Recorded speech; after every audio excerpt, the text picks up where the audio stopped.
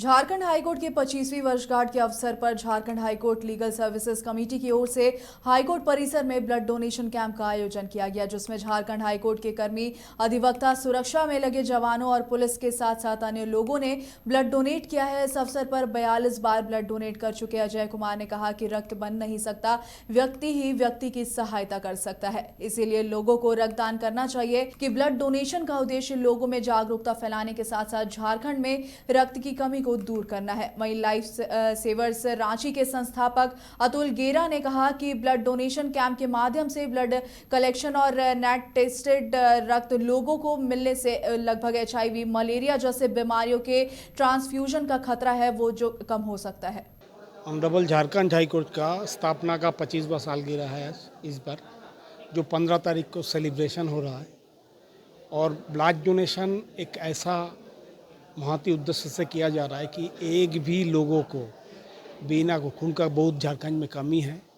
तो honourable chief justice हमारे, उनको लगा कि इस पर भी Jharkhand high court legal services committee को आगे आना चाहिए, लोगों को जागरूकता फैलाना चाहिए कि ब्लड डोनेशन एक ऐसा काम है, हम लोग रेगुलर बेसिस पर भी अगर देते हैं 3 महीने के इंटरवल में, हमारा शरीर में नुकसान से ज़्यादा फ़ायदा होगा।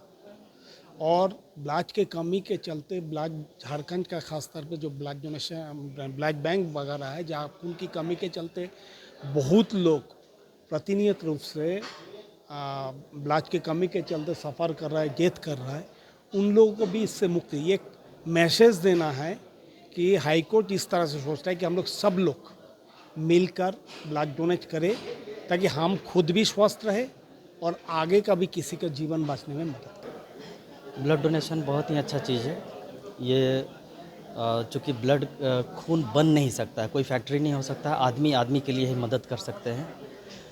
तो मैं तो 42वां बार अभी ब्लड डोनेट किया और मैं Jharkhand high court employees cooperative society का चेयरमैन हूँ यहाँ पे। और हम लोग हाई कोर्ट में 2015 से ही यहाँ ब्लड डोनेशन कैंप लगवाते हैं और सारे officers, staff, police personal, advocates, ये सारे लोग यहाँ पर आकर बहुत ही स्वेच्छा से डोनेट करते हैं और समाज के लिए एक अच्छा काम कर रहे हैं। और ये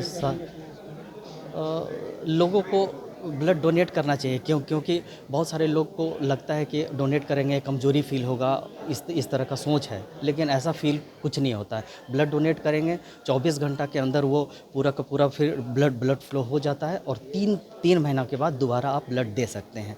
3 महीना के बाद मतलब साल में आप 4 बार ब्लड दे सकते हैं। इसमें अलग अलग 3-4 चीज़ें हैं। एक बहुत इम्पॉर्टेंटली समझना भी है कि there are certain limitations also, जो विंडो पीरियड की बात हो रही है।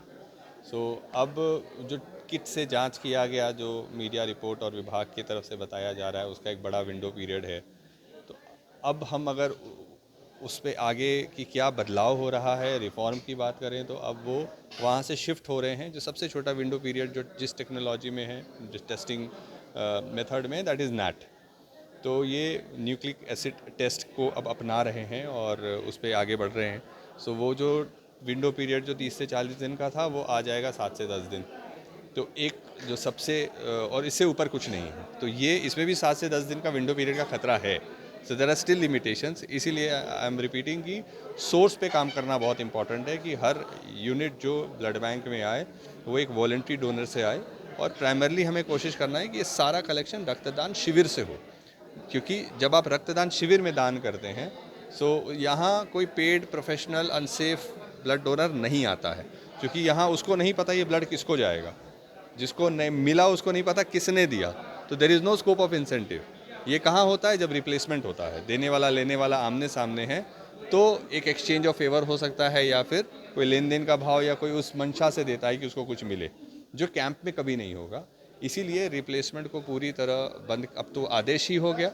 और अगर ये सारा कैंप कर पाएँ और इस तरह ये चले, एक मुहिम बनाने की ज़रूरत है।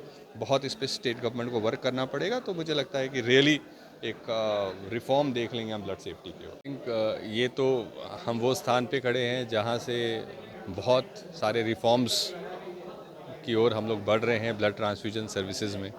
और सिर्फ रिफॉर्म ही नहीं हो रहा है, यहाँ पे जजेस, एडवोकेट्स, यहाँ के जितने एम्प्लॉयज़ हैं, जो एडवोकेट एसोसिएशन की तरफ से चाहे एम्प्लॉय एसोसिएशन की तरफ से लोग आके लीगल सर्विस कमेटी से आके रक्तदान भी कर रहे हैं। तो इससे ज़्यादा या इससे बड़ा एक सुंदर एग्जाम्पल क्या हो सकता है कि स्टेट को रिफॉर्म की ओर एक दिशा दे रहे हैं और साथ साथ खुद भी रक्तदान करके सभी को प्रेरित कर रहे हैं।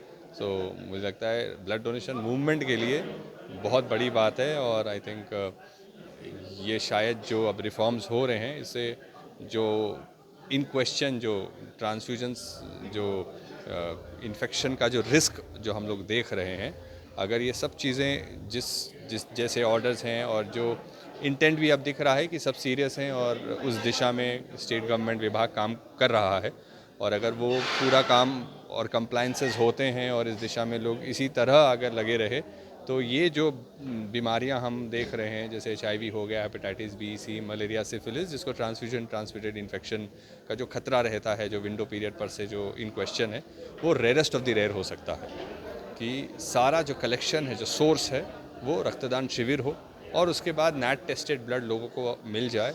अगर ये दो काम हम कर लेते हैं तो मुझे लगता है झारखंड के लोग कम से कम ब्लड जो सेफ्टी की बात और इतनी जो सुरक्षित रक्त की बात अभी हो रही है, वो लगभग हर रक्त आपको सुरक्षित मिलने लगेगा।